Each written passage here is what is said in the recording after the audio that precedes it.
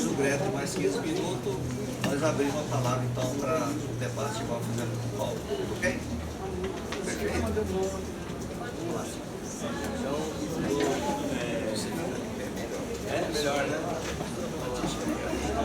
Pronto. É o seguinte, bem, eu vou falar a partir agradecer primeiro, né, o convite da Profesp, é um prazer estar aqui. Eu acho que esse contato com os professores, de quem vem no curso de licenciatura, é fundamental para a gente. Vejo antigos alunos também aqui e tal, não tanto. E isso é muito legal de ver vocês aqui também. E falar um pouco da do ponto de partida meu com essa discussão de currículo.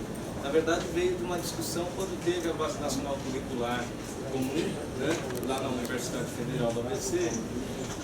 Eu fiz parte de um grupo que fez uma análise desse documento, né? E a partir disso, o meu envolvimento com esses planos estaduais de educação, o Plano Nacional de Educação e por aí vai. Eu lembraria, eu acho que a gente poderia pensar o que é currículo no fim das contas, né? Porque a gente pode pensar currículo só como uma grade de conteúdos a ser dados, mas é um pouco mais complexo que isso, né? Aliás, bem mais complexo que isso. Eu levantaria aqui 3 perspectivas. Uma da Katia Smolny, que ela foi bastante importante para a Base Nacional Curricular, tal, uma das intelectuais desse movimento. Ela fala que o currículo ele é mais que uma construção social, né? E que nesse sentido leva em consideração as condições institucionais e as suas perspectivas. Então não adianta a gente pensar, sei lá, numa grade de filosofia de 8 horas, né? Se a gente não tem condições institucionais para que essa grade aconteça, né? Então um pouco essa discussão que a Kátia pensa a respeito, né? Não adianta a gente colocar, sei lá, formar o Leonardo da Vinci numa escola se essa escola não propicia que o Leonardo da Vinci exista. Uma outra perspectiva é do Ronay Rocha, não sei se vocês conhecem, tem um trabalho interessante, um livrinho chamado Ensino de Filosofia e Currículo. Ele vai falar o seguinte, que praticamente o que é o currículo? É a transmissão de conteúdos a partir da decisão de uma geração para outra. Então nós, professores, vindo de uma geração, transmitimos o conteúdo para a geração seguinte, que vai reproduzir e transmitir seus conteúdos para outra geração, e por aí vai. É uma diferença temporal, né, que está por trás dessa discussão, né? Como realizar essa discussão entre gerações. E o Tomás Tadeu também é um outro importante autor da teoria do currículo. Ele vai pensar um pouco um currículo crítico ou pós-crítico, né? Ou seja, é um currículo que é construído de acordo com como o currículo vitae que a gente tem, é um currículo em puro movimento, né? A gente tem hoje, vai preenchendo, sei lá, o meu currículo em 97 é diferente do currículo, dadas as minhas experiências que eu tenho hoje. E nisso, o currículo é, portanto, uma construção de uma identidade, uma construção de um lugar, de um espaço, de um território, por aí vai, né? No plano estadual de ensino, eu levantaria não sei se vocês conhecem a arquitetura desse plano estadual de ensino, mas ele é composto basicamente por metas e estratégias para cumprir essas metas, né? O que ressoa muito uma proposta de reformas da educação, que teve uma mudança, né, dos anos 60 para os anos 90, né? Sobretudo quando o Banco Mundial começa a entrar com propostas de intervenção no currículo, na reforma da educação, né? Uma proposta que procura notar quais são os resultados dessas políticas de educação. Então não é à toa que metas e estratégias, essa gramática toda militar, digamos assim, né, ou de gestão, está presente num plano estadual de ensino, que já por si já é um pouco questionável. Mas vamos lá. Na meta 7, que trata da qualidade da educação, é onde eu acho que tem a questão do currículo como um lugar mais central. Na estratégia 7.1, né, é onde fala justamente disso. É preciso é preciso tornar o currículo como central. Só que nas estratégias seguintes, a gente nota a presença maior dos instrumentos de avaliação de desempenho, sobretudo o SARESP. Né?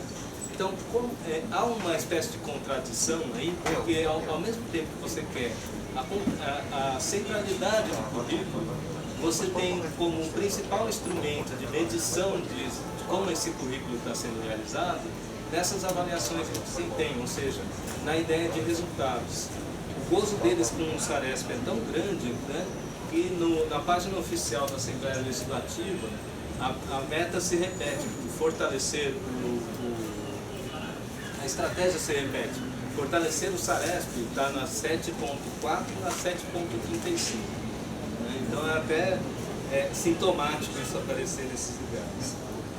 Ou seja, o que isso implica na formulação do currículo, dada essas considerações anteriores do currículo? O principal, eu acho, é você ter uma política de composição de currículo que é heterônoma, né?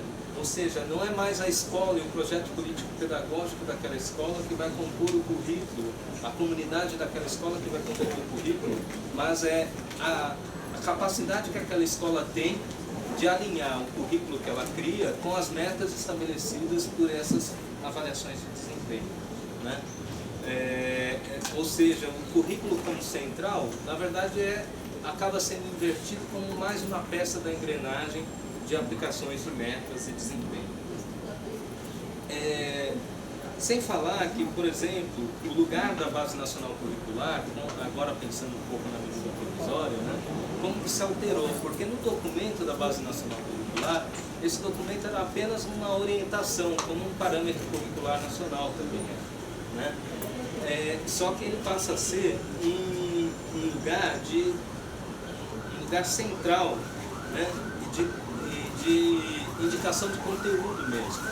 Quando na relatoria da medida provisória se lê o seguinte: substitui-se o cardápio único composto por 13 disciplinas engessadas por uma base nacional enxuta e dinâmica a ser estabelecida pelo Conselho Nacional de Educação e pelos 5 itinerários formativos. Né? Ou seja, veja como que a Base Nacional Curricular, que seria esse documento de orientação, passa a ser um documento de determinação de conteúdos e composição disso.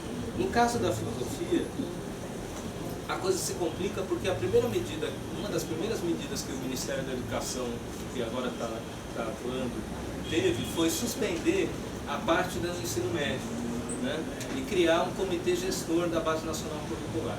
Isso que suspendeu, o que aconteceu? Tirou-se a filosofia da jogada, da maneira como estava composta e da maneira como passou por uma consulta popular, que não sei se vocês tiveram acesso a esse documento, puderam opinar, mas enfim, com todas as críticas que a gente tem quanto a isso, a gente pode depois conversar, mas enfim, passou por uma consulta popular e agora vai ser determinado por um comitê gestor da Base Nacional Curricular. Sabe-se lá o que vai sair daí, né? E isso torna, no caso, veja, eu estava na Base Nacional Curricular, quem pôde olhar, havia uma proposta que eu acho até razoável no caso da filosofia, de 3 momentos, assim. Primeiro, a introdução ao pensar filosófico, seus caminhos e suas culturas. Segundo, a opinião, discurso e conhecimento, ou seja, epistemologia, estética, por aí. Terceiro, condição humana e responsabilidade pelo mundo. São esses três unidades curriculares que compunham a Base Nacional Curricular. Ora, para dar isso, só no mínimo 3 anos era possível. Agora não sei como é que vai ser, quando você tem determinado 1 ano e meio para a realização da Base Nacional Curricular e depois as ênfases são feitas. Um ponto final também, que aí eu já vou encaminhando para o final, é a mudança que o relator da medida provisória sugere no quesito das humanidades. As ênfases que se propõem na medida provisória são linguagens, matemáticas, ciências da natureza, ciências humanas e formação técnica e profissional. Eles sugerem na relatoria, né, que passou pelos deputados, pelas audiências públicas, uma espécie de retorno ao parâmetro curricular, ou pelo menos à linguagem do parâmetro curricular. Porque eles sugerem que as ênfases sejam linguagens e suas tecnologias, matemática e suas tecnologias, ciências da natureza e suas tecnologias. Chega nas ciências humanas, aí que está o curioso. Não é ciências humanas e suas tecnologias, mas ciências humanas e sociais aplicadas. Isso, para mim, quando eu leio isso, eu vejo com um certo temor, porque já se vê um pouco o que eles querem, a tal da utilidade das ciências humanas, que a gente viu hoje de manhã a Marilena falando, né? E qual é o lugar da filosofia no interior das ciências humanas e sociais aplicadas? O que vai restar da filosofia a partir daí? Né? Que modelo de filosofia resta daí? Né? Se é que a filosofia vai continuar, porque diz, como questionada pela presença da filosofia ou não, a justificativa da secretária executiva, que na verdade é a ministra, né? Diga-se de passagem, a Maria de Castro, ela fala o seguinte: não, está na base nacional curricular, então está garantido. Claro, foi suspenso, como eu disse para vocês, tem todas essas discussões. Só que o que vai ser dessa filosofia não dá para saber ainda ao certo. O fato é que, na medida provisória, tivemos 568 emendas parlamentares, e não foram poucas as que pediram o retorno da filosofia e da sociologia como disciplinas obrigatórias. Isso é um detalhe interessante. Artes e educação física eles conseguiram recuar. De alguma maneira, línguas também, porque foi reconhecido, por exemplo, as línguas indígenas nessa nova relatoria. Só que filosofia e sociologia não. Né? E isso implica um trabalho que talvez a gente tenha que fazer. Né? Acho que a demanda por um protagonismo juvenil, né? A gente conversou um pouco da propaganda do MEC sobre o novo ensino médio, né? Há uma tentativa de construir uma narrativa sobre o que é esse protagonismo juvenil, sobretudo para ganhar uma das maiores derrotas que o governo do Estado de São Paulo teve, né? Quando as escolas foram ocupadas, e o papel da filosofia no meio disso, né? Eu tomo como ponto de partida uma pesquisa feita pelo Unesco, que é uma plataforma que jovens fazem perguntas